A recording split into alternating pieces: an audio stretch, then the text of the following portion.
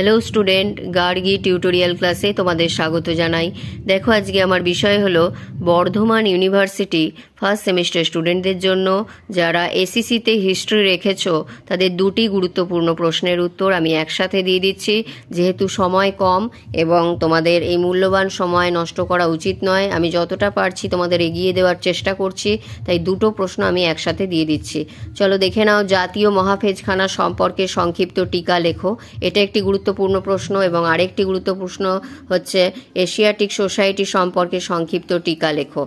এটা কিন্তু খুব ভালো করে যাবে। জাতীয় মহাফেজখানা সম্পর্কে সংক্ষিপ্ত টিকা লেখো। 1891 সালকে ভারতীয় মহাফেজখানার প্রতিষ্ঠা সন হিসাবে গণ্য করা হলেও এর উদ্ভবের পটভূমি নিহিত ছিল 1860-এর দশকে। 1860 সালে স্যান্ডেম্যান নামক জনৈক সিভিল অডিটর প্রথম উল্লেখ করেন যে বিভিন্ন দপ্তর থেকে অপ্রয়োজনীয় নথিপত্র নষ্ট করা উচিত এবং প্রয়োজনীয় গুরুত্বপূর্ণ নথিপত্র একটি বৃহৎ কেন্দ্রীয় মহাফেজখানায় সংরক্ষণ করা প্রয়োজন। তাহলে মহাফেজখানা কি, এই সম্পর্কে আমাদের আগে জেনে রাখা দরকার। যেরকম মিউজিয়ামের মধ্যে বিভিন্ন গুরুত্বপূর্ণ বস্তুকে সংরক্ষণ করা হয়, পুরনো জিনিসকে সংরক্ষণ করা হয়, তেমনি মহাফেজখানার মধ্যে কিন্তু বিভিন্ন গুরুত্বপূর্ণ পুরনো নথিপত্রকে সংরক্ষণ করা হয়। শেষ পর্যন্ত 1889 সালে এলফিনস্টন কলেজের অধ্যাপক GW ফরেস্ট তত্ত্বাবধানে ভারত সরকারের বিদেশ দপ্তর বিভিন্ন নথিপত্র নিরীক্ষণের দায়িত্বপ্রাপ্ত হন। তারপর এটা লিখবে ভারতীয় জাতীয় মহাফেজখানা ভারত সরকারের তথ্য সমূহের একটি সঞ্চিত ভাণ্ডার। প্যারা চেঞ্জ করে লিখবে জাতীয় মহাফেজখানায় 1948 খ্রিস্টাব্দ থেকে সংরক্ষিত নথিপত্র ধারাবাহিকভাবে রক্ষণাবেক্ষণ করা হয়।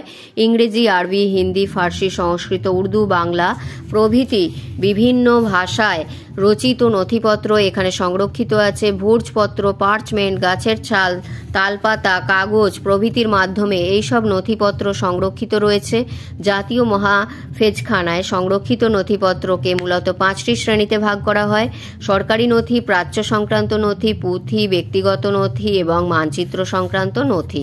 প্যারা চেঞ্জ করে লিখবে স্বাধীনতার পরবর্তীকালে ইম্পেরিয়াল রেকর্ড ডিপার্টমেন্টটি ভারতের জাতীয় মহাফেজখানা নামে পরিচিত হয়ে ওঠে এবং এর মধ্যে এর প্রধান হলেন ডিরেক্টর অব আর্কাইভস নামে অভিহিত হন। স্বাধীন ভারতের জাতীয় মহাফেজখানার প্রথম ডিরেক্টর ছিলেন ডক্টর SN সেন। 1947 খ্রিস্টাব্দ থেকে জাতীয় মহাফেজখানার একটি নিজস্ব জার্নাল প্রকাশিত হয় এবং পাবলিক রেকর্ডস অ্যাক্ট 1993 এবং পাবলিক রেকর্ডস রুলস 1997 অনুযায়ী এই মহাফেজখানার ব্যবস্থাপনা, পরিচালনা এবং সংরক্ষণ সংক্রান্ত নীতিসমূহ নির্ধারিত হয়। এটা গেল একটা প্রশ্ন। পরের প্রশ্নে যাচ্ছি। দেখো, এশিয়াটিক সোসাইটি সম্পর্কে সংক্ষিপ্ত টিকা লেখো।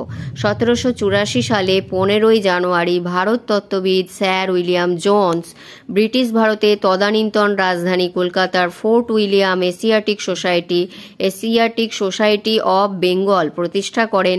তৎকালীন গভর্নর জেনারেল ওয়ারেন হেস্টিংস ছিলেন এই সংস্থার প্রধান পৃষ্ঠপোষক। তারপরে দেখো, 1808 সালে দক্ষিণ কলকাতার পার্ক স্ট্রিটের একটি ভবনে সংস্থাটি স্থানান্তরিত করা হয়। 1965 সালে আরও একটি ভবনের নির্মাণ করা হয়। বর্তমানে সোসাইটিটির একটি নিজস্ব গ্রন্থাগার ও নিজস্ব সংগ্রহশালা রয়েছে।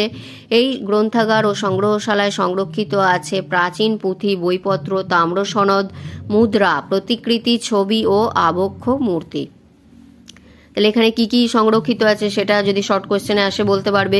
অষ্টাদশ শতকের অন্তিম ভাগে উইলিয়াম জোন্স প্রাচ্য সম্বন্ধে গবেষণার উদ্দেশ্যে কলকাতা শহরে একটি উচ্চশিক্ষণের সংস্থা প্রতিষ্ঠার জন্য উদ্যোগী হন।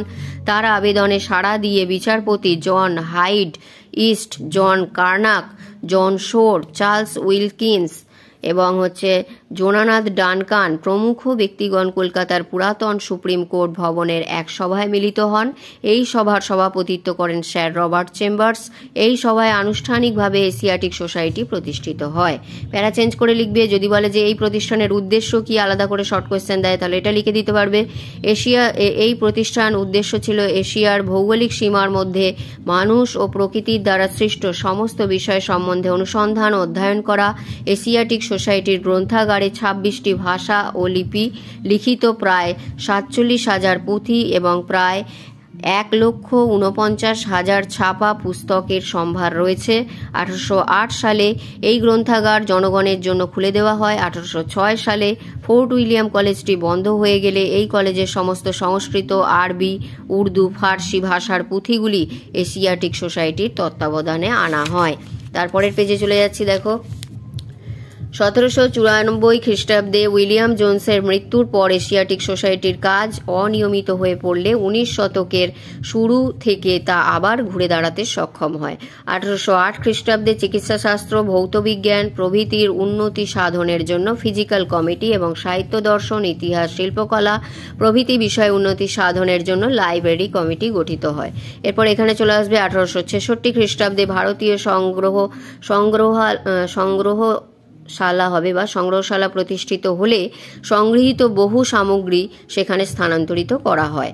এশিয়াটিক সোসাইটির প্রথম ভারতীয় সদস্যরা হলেন কারা কারা, তাহলে এটাও শর্ট কোশ্চেনে আসতে পারে: প্রসন্ন কুমার ঠাকুর, দ্বারকানাথ ঠাকুর, রসময় দত্ত, রামকমল সেন।